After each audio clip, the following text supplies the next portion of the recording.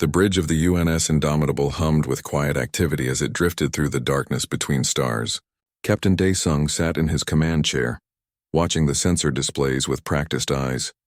He was a tall man with gray starting to show in his hair, and scars that told stories he rarely shared. Behind him, his crew worked at their stations with smooth efficiency, born from years of training and combat experience. The Indomitable was humanity's finest warship, built after the first contact wars when humans learned they were not alone in the universe. That discovery had come with blood and fire. Other species had tested humanity, thinking these newcomers would be easy prey. They learned otherwise. Now, 10 years later, the Indomitable patrolled the frontier, keeping watch over the dark spaces where dangers lurked. Lieutenant Hana looked up from her communications station, her expression suddenly alert. "Captain, I'm picking up something on the emergency frequencies." "It's a distress signal." Daesung straightened in his chair. "Put it through." The speakers crackled to life and a voice filled the bridge. It was alien, translated by their systems into Korean, but the fear in it needed no translation. "This is Velton Prime to any ships in range. We are under attack. The Krathul swarm has breached our outer defenses. 3 of our colonies are already lost. Please, we need help. We are a peaceful people. We have no weapons to fight them. If anyone can hear this, please help us." The bridge fell silent. Every crew member knew what the Krathul were. They were nightmares made real, a species that consumed others completely. They turned entire worlds into feeding grounds, leaving nothing but bare rock behind. The Krathul traveled in massive swarms of living ships, each one a creature that could heal from terrible damage. They had destroyed dozens of civilizations and no one had found a way to stop them permanently. Hana's fingers flew across her console. "Captain, I'm analyzing the signal. It's coming from the Velton home system, about 4 days away at maximum speed. The signal is being broadcast on all frequencies." "They're desperate." Daesung stood and walked to the main display screen. It showed a star map with the Velton system marked in red. He knew about the Veltons. They were famous throughout the galaxy as healers and diplomats. They had never harmed anyone, spending their time helping others instead. During the plague years, when a terrible disease swept through human colonies, the Veltons had sent medical teams without being asked. They had saved millions of human lives and refused any payment. "How long ago was this signal sent?" Daesung asked. "About 6 hours ago, sir," Hana replied. "I'm detecting multiple signals, actually. They've been broadcasting continuously. Have they received any responses?" Hana checked her systems and her face darkened. "No, sir. Nothing. They've sent this signal to at least 17 different civilizations based on the routing tags. No one has answered." Anger flashed across Daesung's face, but his voice remained calm. "Open a direct channel to Earth Command. Maximum priority." Within minutes, Admiral Taemin's face appeared on the screen. He was an older man, his uniform decorated with medals from countless battles. His expression was already serious, which meant he had heard the distress call too. "Captain Daesung," the Admiral said without preamble, "I assume you're calling about the Velton situation." "Yes, sir." "I'm requesting permission to respond to their distress call." Admiral Taemin nodded slowly. "Earth Command has been monitoring the situation. We've also noticed that no other civilization has responded. The Council is meeting now to discuss our options." He paused and something like steel entered his voice. "But between you and me, Captain, I already know what the decision will be. The Veltons helped us when we needed it most. Humanity pays its debts." "I agree, sir." "I'm authorizing a full military response," the Admiral continued. "You will take command of the 3rd Fleet. I'm sending you 17 carriers, 42 destroyers, and every Marine battalion we can mobilize. The dreadnought Righteous Fury is also being assigned to your command." Daesung felt his pulse quicken. That was an enormous force. Nearly a third of humanity's entire military. "Sir, the Council approved this?" "The vote was unanimous, Captain. The Veltons are our friends. More than that, they represent everything we believe in. If we let them fall without trying to help, what does that make us?" Admiral Taemin's expression softened slightly. "Besides, the Krathul need to learn that there are consequences for attacking peaceful species. It's time someone taught them that lesson." "Understood, sir. What's our timeline?" "Your fleet will be assembled within 6 hours. I want you moving toward Velton Prime within 8. Captain Jiwon of the Righteous Fury will serve as your second in command. She's one of our best tactical minds." "Yes, sir. We won't let them down." "I know you won't, Captain. One more thing. The Admiral's expression became grave. The Krathul swarm is estimated to have over 300 bioships in that system. This will not be an easy fight. There will be casualties. But I want you to know that every human who joins this mission is volunteering. They all know what the Veltons did for us. The transmission ended and Daisung turned to his crew. They were all watching him, waiting. He took a breath and spoke clearly so everyone could hear. "We're going to war," he said simply. "The Veltons are our allies and our friends. They saved human lives when they didn't have to. Now they're facing extinction, and no one else will help them. But we will. We're going to gather the largest fleet humanity has assembled since the first contact wars, and we're going to sail directly into hell. Some of us may not come back, but those people down there are counting on us just like we once counted on them." He paused, looking at each crew member in turn. "Prepare the ship for combat operations. We move out in 8 hours." The bridge erupted into activity. Hana began coordinating with the incoming fleet. The weapons officer started running diagnostics on every system. The chief engineer began preparing the engines for sustained combat operations. Within hours, ships began appearing in space around the Indomitable. Carriers launched from orbital docks, their hulls bristling with fighter craft. Destroyers jumped in from patrol routes across human space, their railguns and missile batteries primed and ready. Marines in full armor loaded onto assault ships, checking their weapons one final time. The Righteous Fury arrived last, and it was a sight to see. The dreadnought was twice the size of any other ship in the fleet, its experimental weapon systems glowing with barely contained power. Captain Jiwon's face appeared on Daesung's screen. "Reporting as ordered, sir," she said with a slight smile. "I heard we're going to kick some Krathul tail." "That's the plan, Captain." "Are your weapons ready?" "The thermal lances are fully charged and tested. If those bioships can regenerate, we'll just have to burn them so hot that there's nothing left to regenerate." Daesung nodded approvingly. "Good. Take position at the fleet center. We jump in 1 hour." As the final preparations continued, Daesung recorded a message to be broadcast to the entire fleet. His words would be heard by every soldier, every pilot, every crew member who was about to risk their life for people they had never met. "This is Captain Daesung to all ships. In 1 hour we jump to the Velton system. We go to fight an enemy that has destroyed entire civilizations. We go knowing that the odds are against us. But we also go knowing something that the Krathul don't understand. Humanity does not abandon its friends. We do not ignore cries for help. We were once the weak ones, crying out in the darkness for someone to save us. The Veltons answered that cry. Now they're calling for help, and by God we will answer." He paused, his voice growing harder. "To the Krathul swarm, if you can hear this message, know this. You picked the wrong species to threaten. Humanity is coming, and we are bringing fire and fury the likes of which you have never seen. Surrender now, or face complete destruction." The fleet jumped to hyperspace exactly on schedule, leaving behind only the fading trails of their engines. They were racing toward a battle that would decide the fate of an entire civilization. And somewhere in the darkness ahead, the Krathul swarm waited, not knowing that they were about to meet humanity's relentless answer to evil. The human fleet emerged from hyperspace at the edge of the Velton system in perfect formation. 17 carriers, 42 destroyers, and the massive Righteous Fury appeared simultaneously, their weapons already powered up and shields at maximum strength. The precision of their arrival was intentional. Captain Daesung wanted the Krathul to see exactly what they were facing. On the bridge of the Indomitable, Lieutenant Hana immediately began scanning the system. "Captain, I'm reading massive Krathul presence throughout the system. Confirmed count of 312 bioships. They're currently surrounding Velton Prime in a blockade formation." Commander June, the fleet's intelligence officer, studied his displays with intense focus. He was a quiet man who rarely spoke unless he had something important to say. "Sir, the Krathul deployment suggests they're preparing for final assault.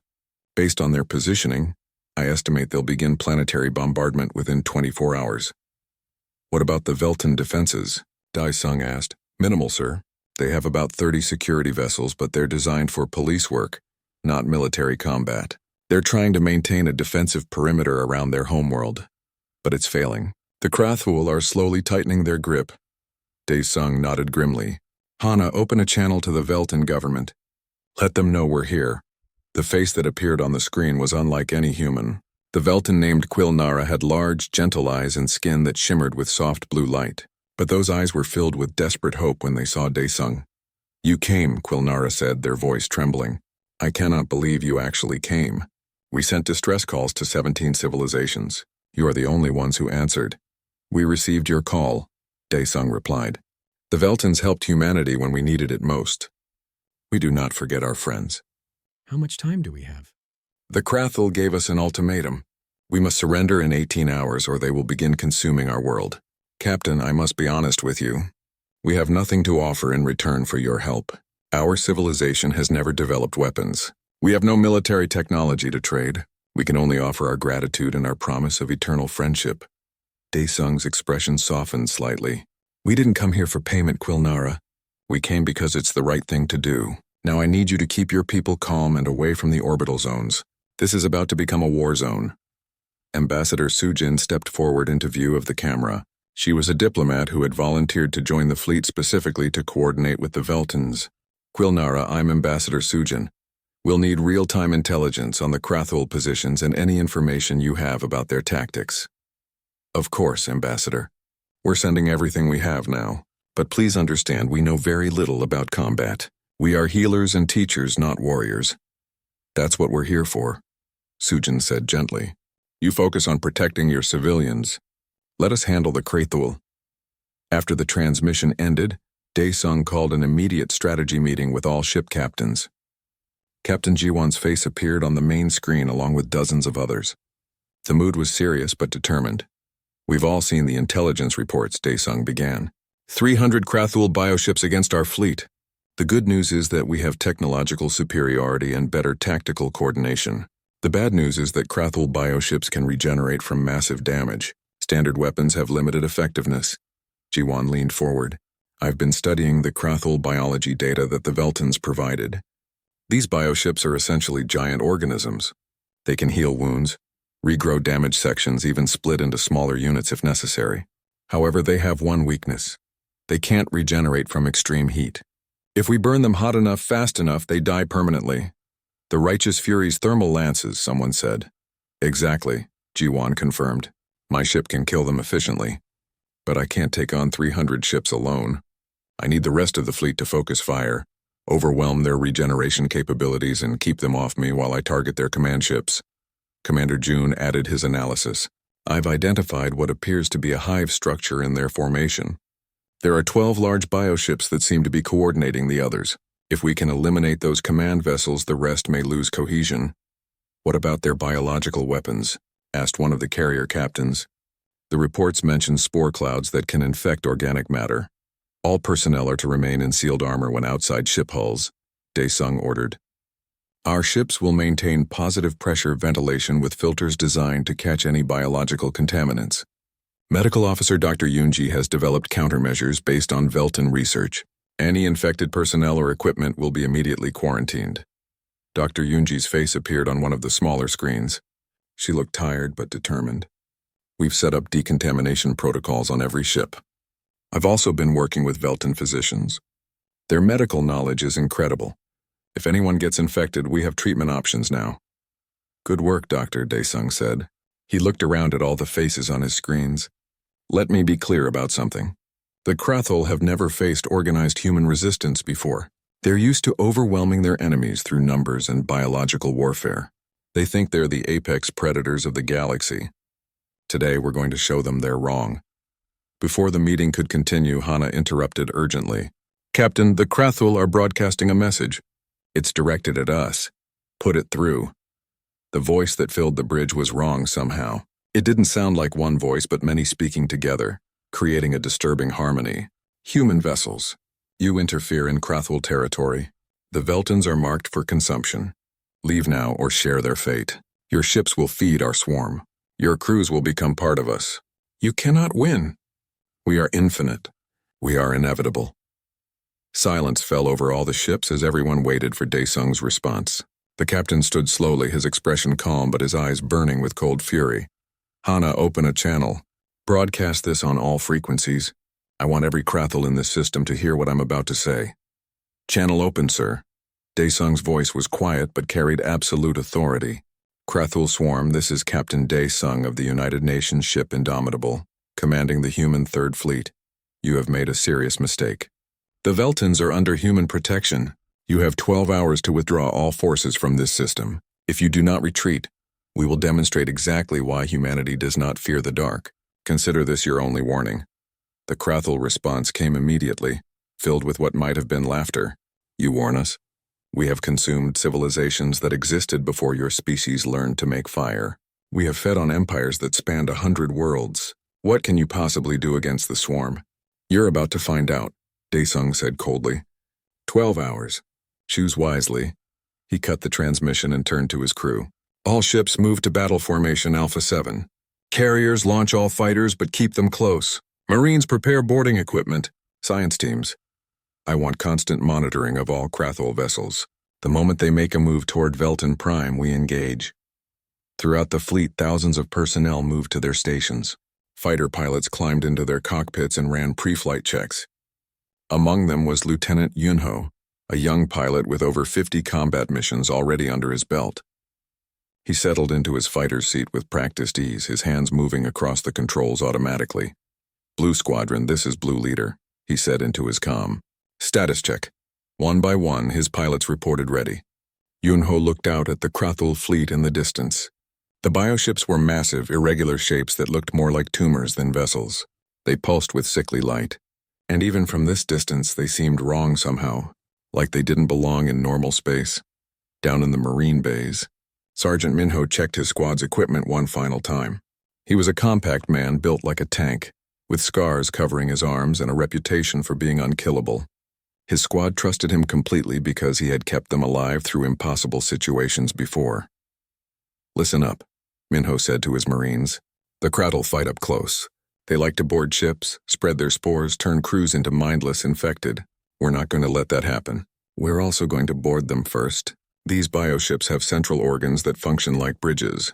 We hit those organs with enough firepower, the whole ship dies. Questions? One young Marine raised his hand nervously. Sergeant, what if we get infected? Minho's expression softened slightly. Then your squad mates will do what's necessary and you'll do the same for them if needed. No one gets left behind to become one of those things. We all understand? Yes, Sergeant. The squad responded in unison. The hours crawled by as both sides prepared. The Krathul made no move to retreat, instead tightening their formation around Velton Prime. On the Velton homeworld below, billions of aliens watched the human fleet with desperate hope. They had heard stories about humanity's military capabilities, but seeing it in person was different. The human ships looked deadly, purpose-built for war in a way that Velton minds could barely comprehend.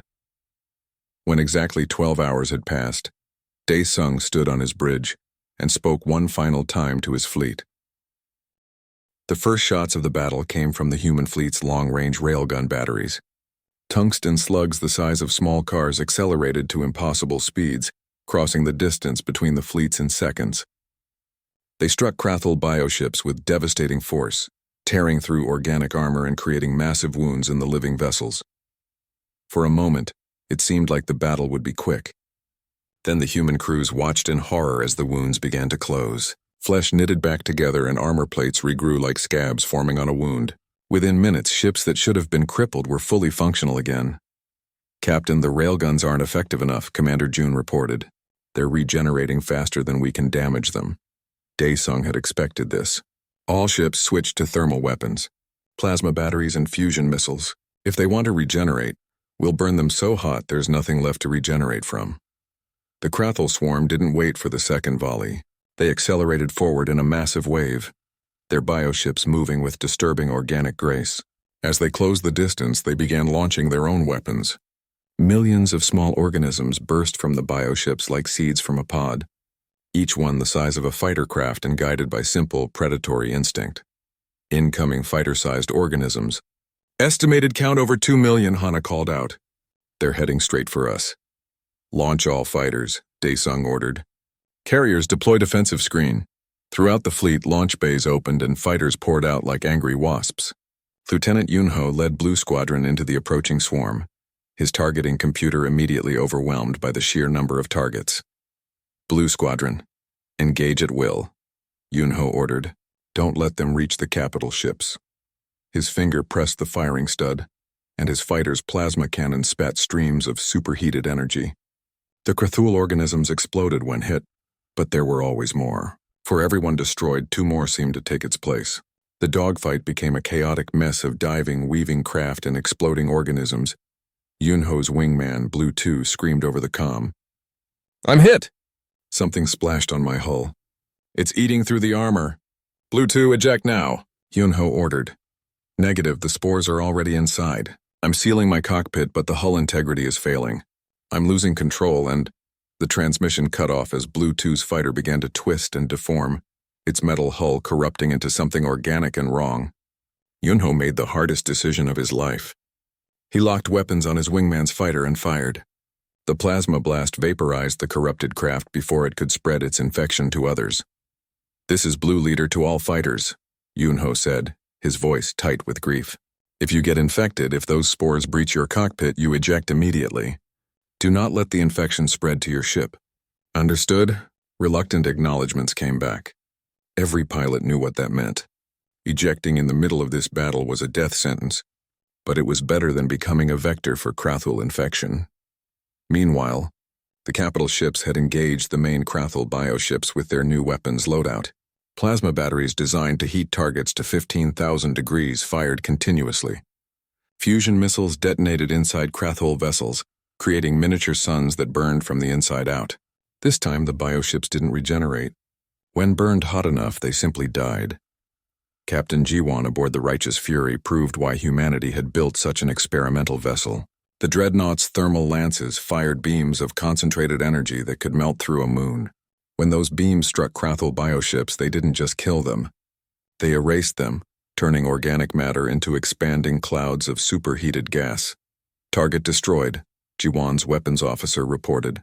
"Acquiring next target, firing." Another lance beam lashed out and another Krathul command ship died screaming. But the swarm was learning. The remaining bioships began to spread out, making themselves harder targets. They also started releasing massive clouds of spores that drifted through space like toxic fog banks. "Captain, the spore clouds are spreading toward our formation," Hana warned. "If they reach us, they'll contaminate the hull." "All ships maintain safe distance from the clouds," Daesung ordered. "And where's our boarding team? We need to start killing these things from the inside." Down in the Marine Bay, Sergeant Minho got the call he'd been waiting for. "Sergeant, you're cleared for boarding operations. Target is the large bioship at coordinates Alpha 73. Intelligence suggests it's a command node. Copy that. Marines, mount up!" The boarding torpedoes were brutal devices, designed to punch through armor and dump armed soldiers directly into enemy vessels. Minho's squad strapped into their torpedo along with 5 other squads, checking their sealed combat suits one final time. The suits were fully enclosed with their own air supply, designed to keep out biological contaminants. The launch was violent. The torpedo blasted away from the carrier, accelerating at speeds that would have killed an unprotected human. It covered the distance to the target bioship in seconds and slammed into the hull with massive force. Shaped charges detonated, blowing a hole through the organic armor, and the torpedo's nose opened to release the Marines directly into the alien vessel. Minho was first out, his rifle already firing. The inside of the Krathul bioship was a nightmare. The corridors were made of living tissue that pulsed and breathed. The air was thick with spores even though the Marine suits filtered it out. And the Krathul defenders were waiting for them. The creatures were massive, standing 3 meters tall with too many limbs and bodies covered in sharp, bony plates. They moved with terrible speed and struck with crushing strength. But Minho and his Marines had trained for this. They moved as a unit, covering each other, their weapons firing controlled bursts. "Flamethrowers up," Minho shouted. 2 Marines with specialized weapons stepped forward and unleashed streams of burning gel. The flames clung to the Krathul defenders and the organic walls spreading rapidly. The creatures screamed and retreated from the fire. "That's right, you don't like fire," Minho yelled. "Forward, toward the center. We need to reach the command organ." The Marines pushed deeper into the bioship, fighting every step of the way. The vessel itself seemed to fight them, with walls trying to close around them and floor panels opening to drop them into digestive chambers. But human engineers had designed their equipment well. Cutting torches sliced through organic barriers, and explosive charges blew open blocked passages. Finally, they reached a massive chamber at the heart of the ship. In the center pulsed a huge organ the size of a small building, covered in glowing neural tissue. This was the bioship's brain, the thing that controlled and coordinated its actions. "Place the charges," Minho ordered. "We've got about 2 minutes before this thing realizes we're here and tries to kill us all." His Marines worked quickly, attaching high explosive charges around the command organ. The tissue seemed to sense what was happening and began to pulse faster, and the chamber walls started closing in. "Charges set. Everyone out now." The Marines ran back the way they came, the bioship convulsing around them as it finally understood the threat. Walls contracted, trying to crush them. Digestive acid sprayed from ceiling vents. But the Marines had marked their path with guide beacons, and they followed them back to the entry breach at a dead run. They piled into the empty torpedo casing just as the charges detonated. The explosion tore through the command organ and spread to connected systems. The entire bioship shuddered and then went still. Without its brain to coordinate regeneration, the vessel began to die. Its hull split open as internal pressures failed, and it drifted lifeless through space. "This is Minho to Indomitable. Target destroyed. Request pickup and new orders." "Outstanding work, Sergeant," Daesung's voice came back. "Stay put. We're sending a shuttle. And get ready for another run. We've identified 15 more command nodes that need your attention." The battle raged for hours. The human fleet pushed forward relentlessly, their thermal weapons carving through the Krathul swarm. Fighter pilots like Yunho fought until their weapons ran dry, returned to their carriers for rearming, and launched again. Marines like Minho boarded ship after ship, destroying command organs and killing the bioships from within. But the Krathul numbers were overwhelming. For every bioship destroyed, more pressed forward. Human ships began to take serious damage. The destroyer Sol took a direct hit from a Krathul acid weapon and had to withdraw with its hull melting. The carrier Busan was swarmed by organisms that attached to its hull and began boring through the armor. "Busan, this is Daesung. Status report." "We've got hull breaches on multiple decks," the Busan's captain replied, his voice strained.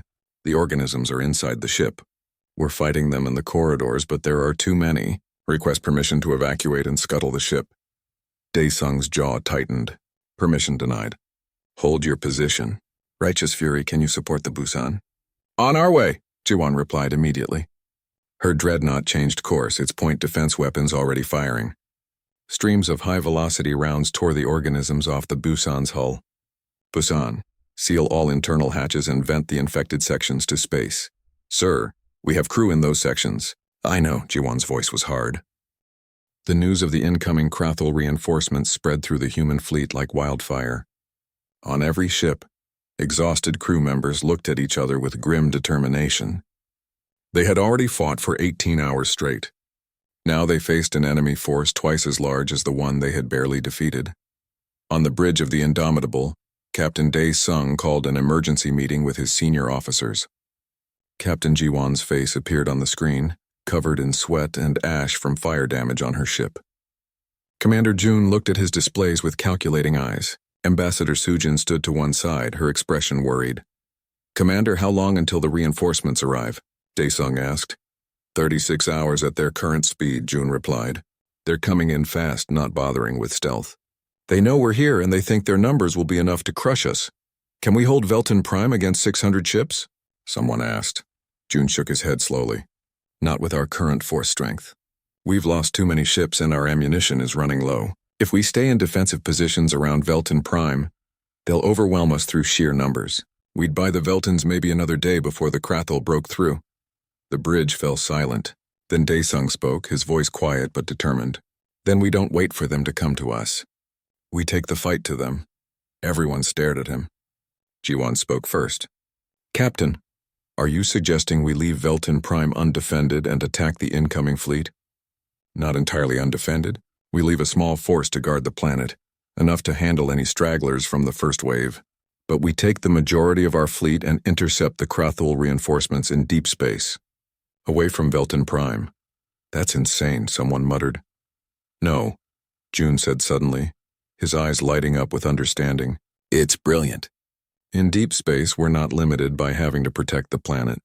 We can use nuclear weapons without worrying about fallout. We can deploy mines and set ambushes. We choose the battlefield, not them."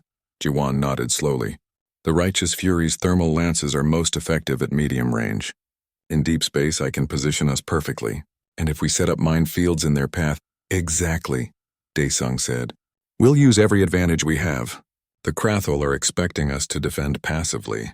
Instead, we'll hit them with everything we've got in an environment where they can't use the planet as leverage. Ambassador Sujin stepped forward. Captain, I must inform the Velton Council of this plan. They need to know that most of our fleet will be leaving the system. Do it, Daesung agreed.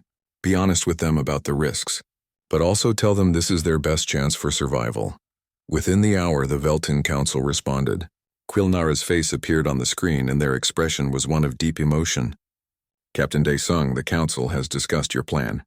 We understand that by leaving to fight in deep space, you're taking an enormous risk. If you fail, there will be no one left to defend our world. But we also understand that this is our only real chance. We trust you. We trust humanity. Do what you must, Daesung nodded respectfully. We won't let you down. I'm leaving Carrier Group 7 and 5 destroyers to guard Velton Prime.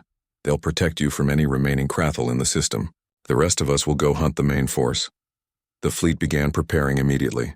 The Veltons, despite their peaceful nature, proved invaluable during the preparation. Their medical teams worked around the clock treating wounded human personnel. Dr. Yunji found herself working alongside Velton physicians, and their combined knowledge saved hundreds of lives that would have otherwise been lost. Your medical technology is amazing, Dr. Yunji told one of her Velton colleagues. This regeneration therapy could revolutionize human medicine. And your combat medicine protocols are equally impressive, the Velton replied. You have learned to save lives under the most terrible conditions. Perhaps when this is over, we can teach each other.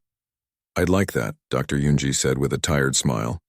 Meanwhile, Sergeant Minho and his Marine units were being prepared for an even more dangerous mission.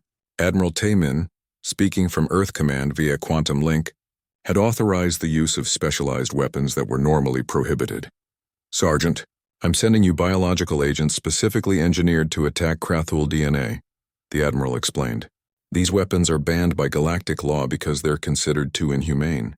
But the Krathul aren't signatories to those treaties, and frankly, I don't care about legal niceties when our allies are facing extinction.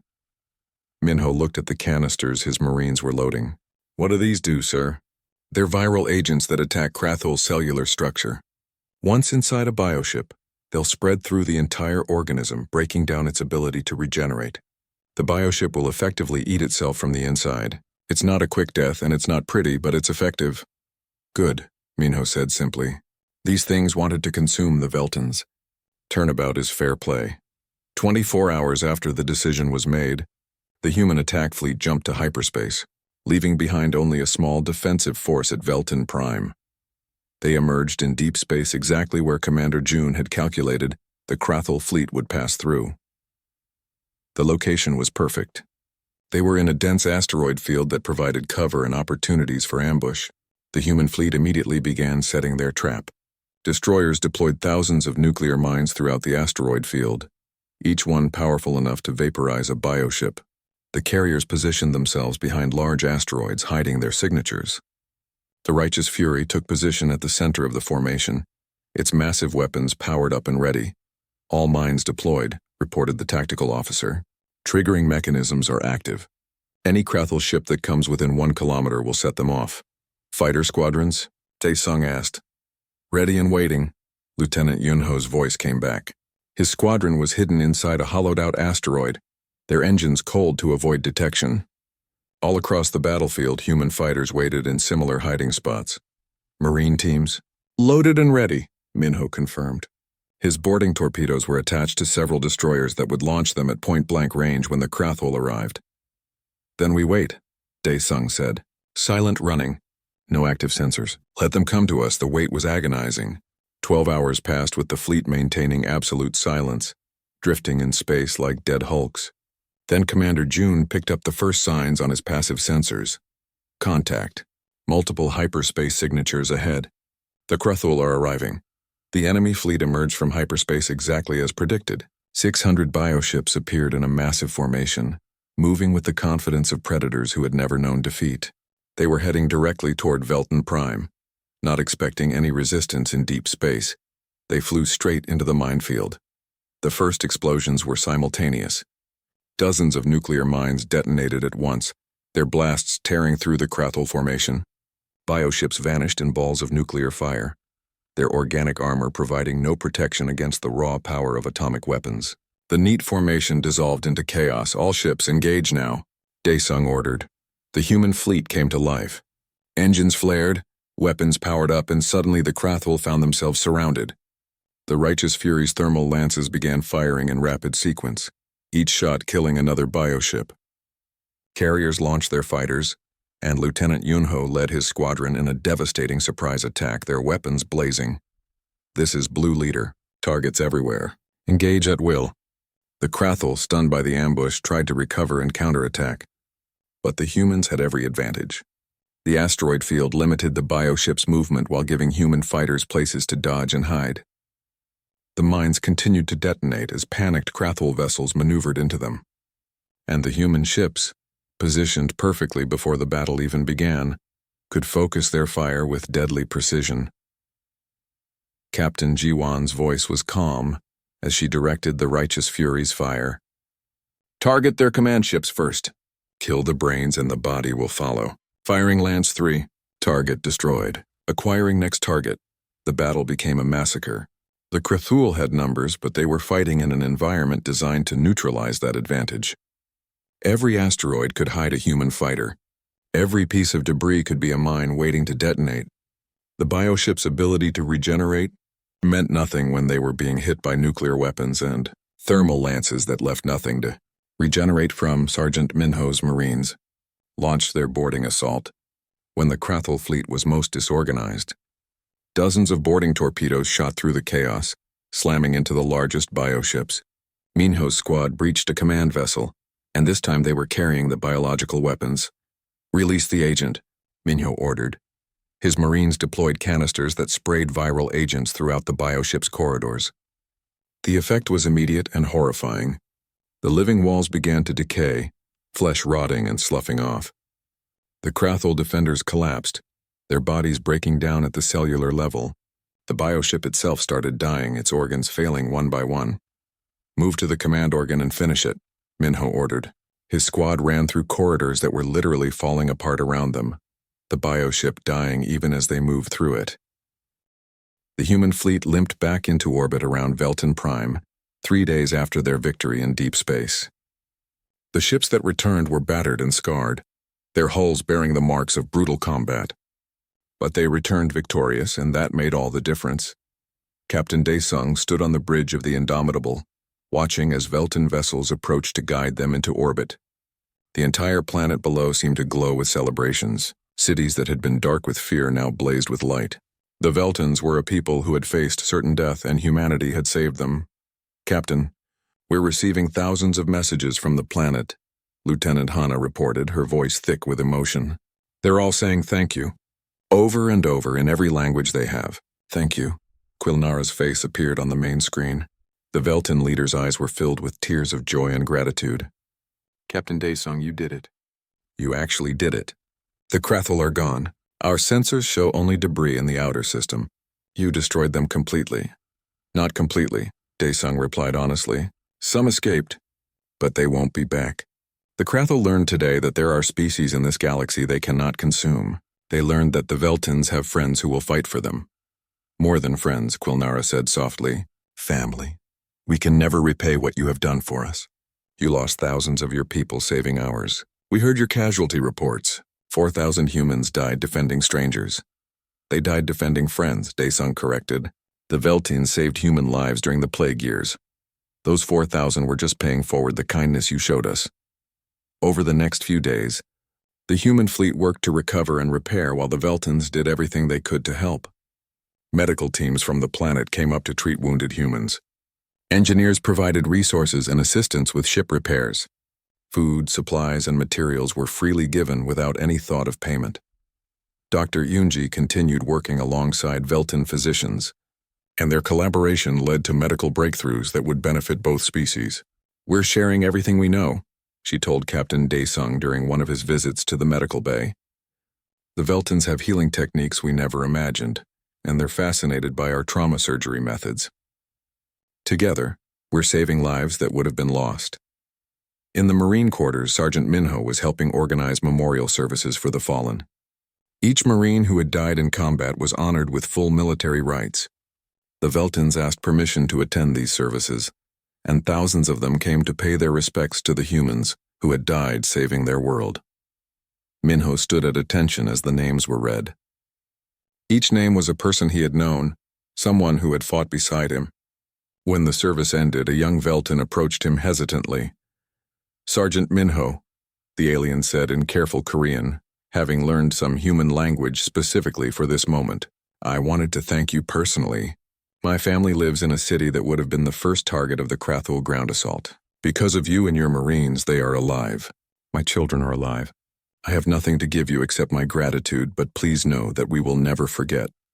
Minho, a hard man who rarely showed emotion, felt his eyes sting. "Your gratitude is more than enough," he said quietly. "Take care of your family. That's all the payment we need." News of the battle spread across the galaxy like lightning.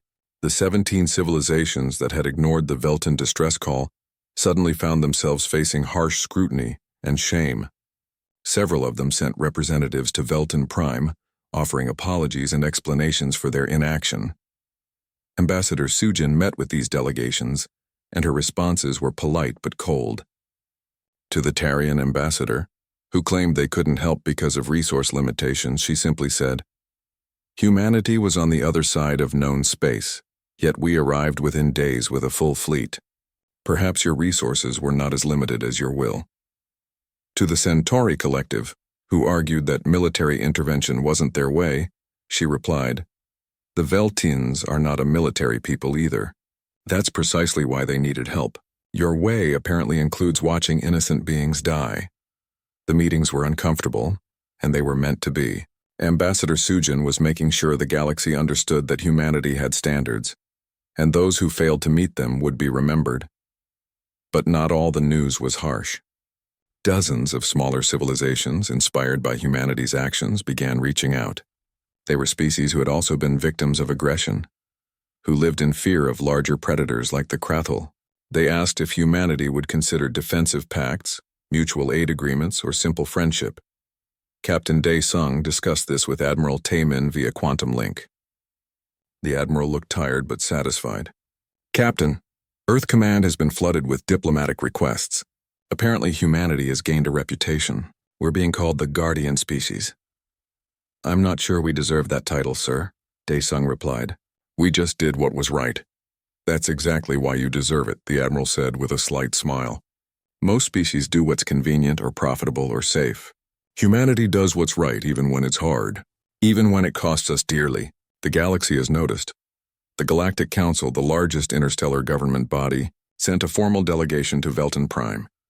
They offered humanity a position as a full member with voting rights and access to advanced technologies. It was an honor that normally took centuries to achieve. Captain Ji-won, whose ship Righteous Fury had been instrumental in the victory, was awarded the Star of Terra, humanity's highest military honor. When she received the medal, she simply said, "I accepted this not for myself, but for every crew member who fought beside me. We all earned this together." Lieutenant Yunho, who had lost his wingmen in the battle, was promoted and given command of an expanded fighter wing. He used his new position to ensure that every pilot trained in methods to prevent Krathul infection from spreading, so no one else would have to make the terrible choice he had made. 2 weeks after the battle, the Veltin Council held a special ceremony. They had built something they called the Garden of Human Valor, a massive memorial in their capital city. It was made of living crystal that the Veltins could grow and shape, and inscribed in that crystal were the names of every human who had died defending their world. "This memorial will stand for as long as our civilization exists," Quilnara explained to the assembled humans. "Our children and their children's children will know these names. They will know that when the darkness came for us, humanity stood in its way. They will know what sacrifice means and what true friendship costs." Dae-sung stood before the memorial with his entire crew. He read the names, 4,217 of them, each one glowing softly in the crystal. Some of those names he had known personally. Others were strangers, but all of them were heroes. "Thank you," he whispered to the names.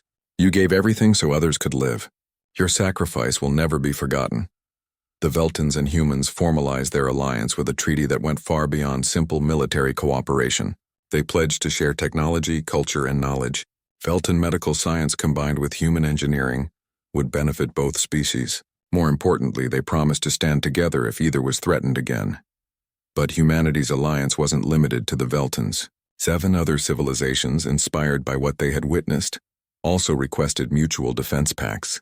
Captain Dae-sung found himself meeting with alien ambassadors who all said similar things. We want friends like humanity. We want to know that if darkness comes for us, someone will answer. Admiral Tae-min, now overseeing humanity's expanded military operations, promoted Dae-sung to admiral and gave him command of a new expeditionary fleet. Your job is to patrol the frontier and respond to threats. Earth Command is authorizing the construction of 20 new ships for your fleet. We're also establishing rapid response groups throughout human space. If anyone calls for help, we will be ready to answer. Sergeant Minho was offered officer training, but he declined. I belong with my squad, sir. That's where I can do the most good. He was promoted to Master Sergeant and given command of an elite Marine battalion that specialized in boarding, actions, and biological warfare. Countermeasures. Dr. Yunji established a joint research facility on Veltan Prime where human and Veltan physicians could work together. The breakthroughs they achieved in the first month alone saved thousands of lives across both species. This is what peace should look like, she told a reporter. Not just the absence of war, but the presence of cooperation and mutual benefit. The Krathul swarm was not destroyed completely. Intelligence reports suggested they still controlled dozens of systems and had vast fleets. But they had learned a lesson at Veltan Prime. They learned that humanity would respond to aggression with overwhelming force. They learned that peaceful species had protectors now. Other predatory species in the galaxy also learned this lesson. Several aggressive civilizations that had been planning expansionist campaigns quietly abandoned them. Word had spread. Humanity was watching and humanity would respond. 3 months after the Battle of Veltan Prime, a new distress call was received by human listening posts.